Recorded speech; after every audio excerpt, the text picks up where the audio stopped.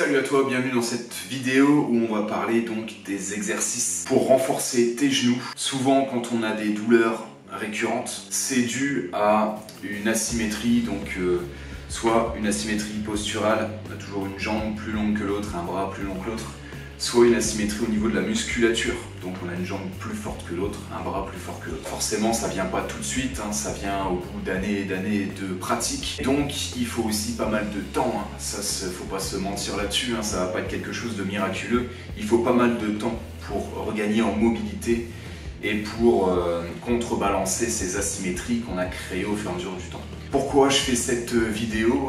Donc je suis coach préparateur physique, je me suis occupé, je m'occupe encore de beaucoup de sportifs. Et ce que j'ai remarqué, que ce soit au niveau de la performance ou rien que du plaisir à l'entraînement, il y a beaucoup de douleurs récurrentes qui ne sont pas prises en charge ou pas de la bonne manière. C'est pour ça que je te proposais ça. Et moi-même, donc, j'ai souffert de plusieurs douleurs chroniques.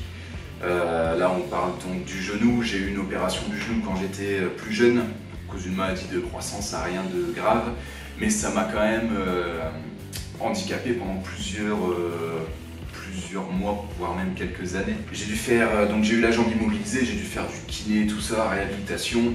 Ça a continué derrière mes douleurs, je ne pouvais pas descendre en squat sur ma jambe droite.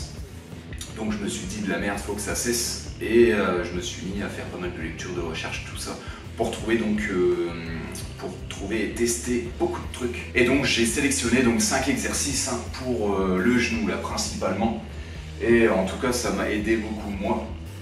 J'espère que je pourrai t'aider aussi avec ça. Le principe ici, c'est de gagner en mobilité du genou, cheville et bassin, mais principalement genou, pour diminuer ou prévenir aussi les douleurs, parce que tu es peut-être un jeune ou une jeune sportif ou sportive, tu ne ressens pas encore forcément le besoin de travailler ta mobilité, mais je te conseille de le faire quand même si c'est pas énormément. Je vais te proposer plusieurs options pour le faire, pour prévenir ça. Et évidemment, donc si tu souffres de douleurs, il faut vraiment que tu le fasses. Donc je te propose 4 options pour que tu puisses vraiment adapter ça à toi, à ta situation.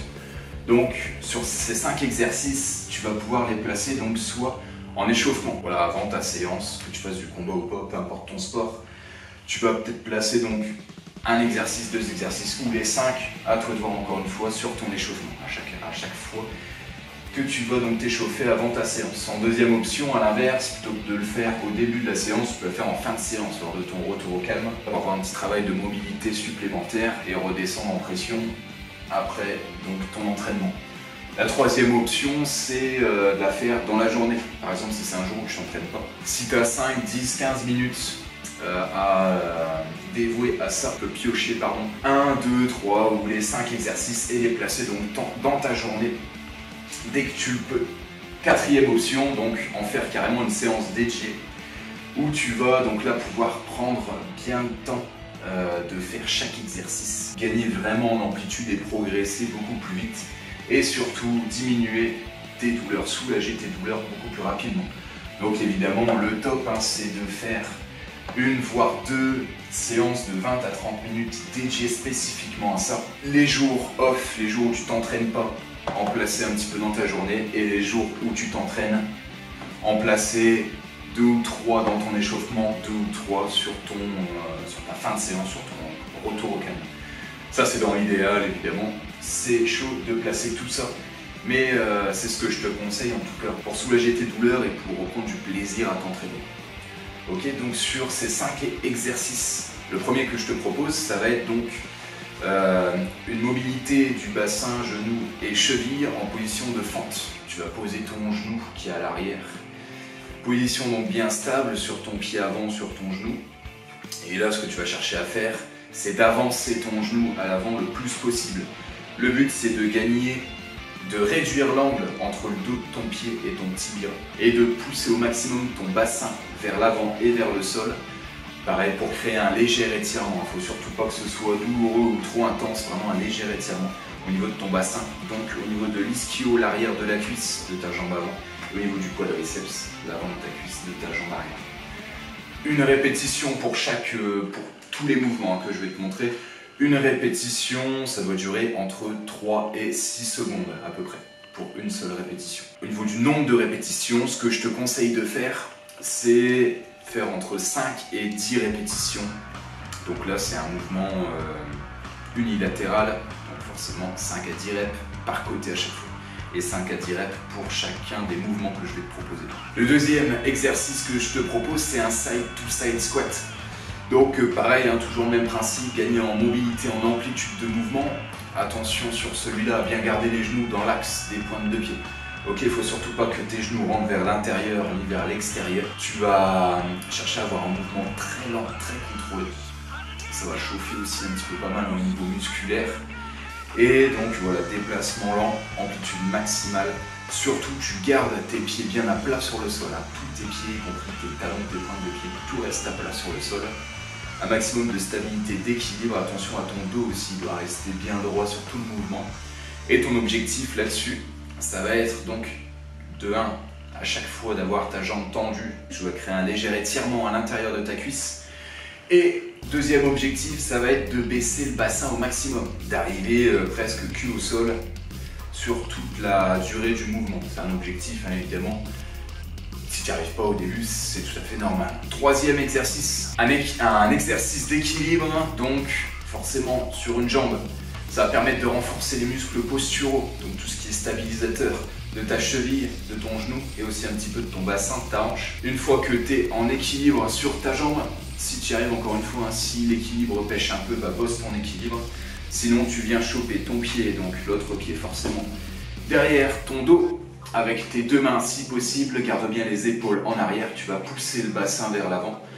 Ta jambe d'appui, elle est presque tendue. Et donc là, tout en poussant ton bassin vers l'avant, tu vas chercher à tracter, à monter ton genou derrière toi. Fais ces étirements-là donc en dynamique. C'est-à-dire que sur ton expiration, tu vas rajouter un peu de tension en tirant avec tes bras sur ton pied. Ça doit durer, pareil, 3 à 5 secondes. Et sur ton inspiration, tu vas relâcher la tension. Ok, donc tu inspires tranquillement. Et en soufflant, tu viens tirer un petit peu ton pied pour augmenter la tension dessus. 3 à 5 fois, encore une fois, en fonction de ce que tu es capable de tenir en équilibre et de ce que tu as besoin.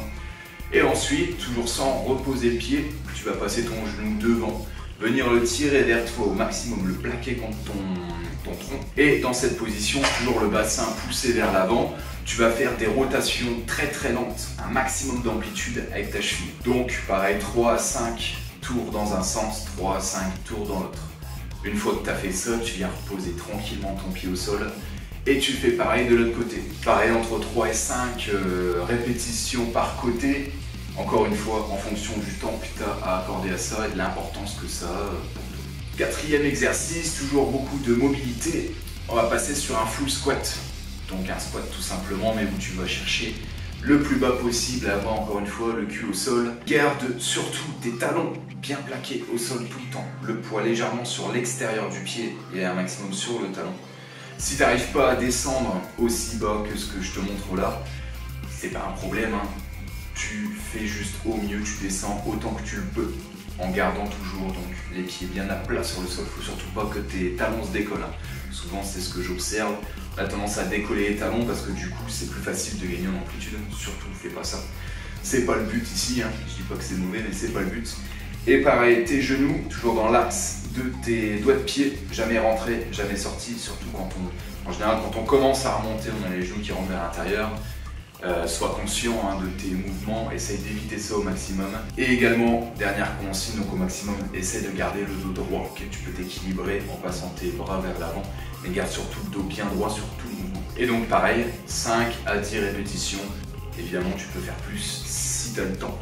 En cinquième exercice, ce que je te propose, c'est de travailler sur la dorsiflexion. Donc, encore une fois, réduire l'angle entre le dos de ton pied et ton tibia. Donc là, tu vas prendre un support légèrement surélevé, tu vas poser ton pied dessus. Et comme sur même principe un peu que sur le premier exercice, tu vas chercher à pousser ton genou au maximum vers l'avant. Pareil, tranquillement, 3 à 5 secondes par répétition, 5 à 10 répétitions par jambe. Donc voilà, j'espère que j'ai pu t'aider avec cette vidéo. Fais-moi ton retour là-dessus.